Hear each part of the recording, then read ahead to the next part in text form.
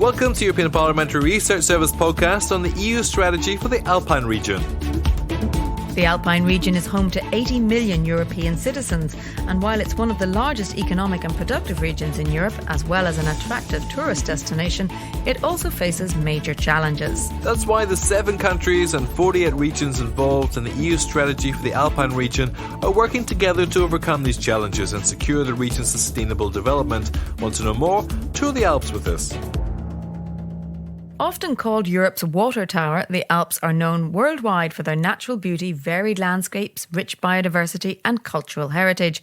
But this unique territory faces major challenges, most notably sustainability. Human activity and climate change are putting the Alps' rich natural resources at risk. In the last 150 years, temperatures have increased by nearly 2 degrees Celsius in the region, almost twice as much as the global average. If this trend continues, glaciers that have already lost half of their ice volume could lose all of it in less than 100 years. Apart from the obvious effects on the water cycle and natural environment, this could also have catastrophic effects on the winter tourism sector, as ski resorts in the Alps attract millions of snow sports fans from all over the world, which also, however, translates into highly congested motorways. The region is indeed a key transport node linking the 4 points of the European compass, but there are other important challenges linked to contrasting realities and imbalances between the various territories of the region. Notably, demographic trends such as ageing and depopulation, the isolation of certain territories, a lack of competitiveness and innovation, or energy supply, to mention just a few. So better cooperation between the regions and states is needed to tackle those challenges,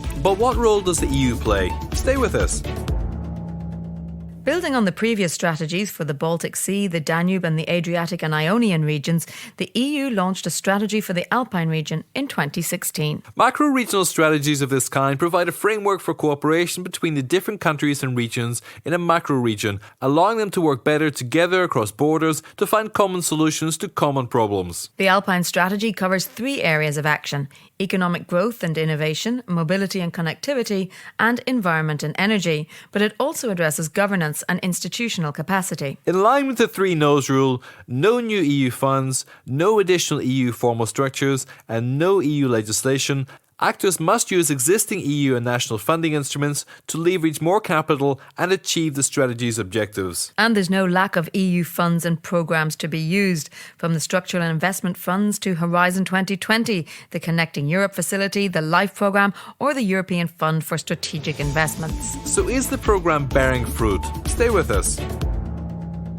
The European Parliament believes that the experience of the Alpine strategy to date already proves that the macro-regional concept can be successfully applied to more developed regions, and it provides a good example of a model strategy for territorial cohesion, as it simultaneously incorporates productive areas, mountainous areas, rural areas, and some of the most important and highly developed cities in the EU. For the Parliament, the strategy offers a platform to jointly address challenges like climate change, demography, biodiversity loss, migration, sustainable tourism and agriculture, energy supply, transport and mobility, and the digital divide. And it calls on stakeholders to boost funds for environmental actions aimed at addressing the consequences of climate change. Although there is a marked gap between urban and rural mountainous areas, the Alpine region shows a high level of socioeconomic interdependence, and disparities between participating countries in terms of funding and capacity, something which also causes tensions in other macro-regional strategies, seem to be less of an issue here. Furthermore, the strong implication of local and regional actors since the start of the Alpine strategy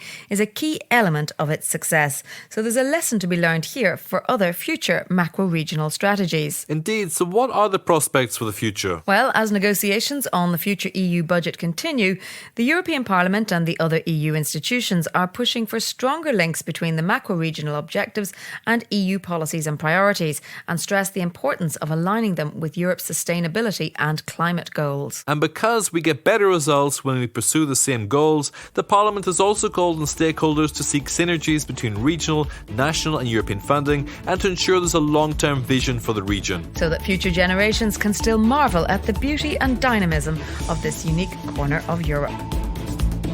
You're listening to the European Parliamentary Research Service podcasts.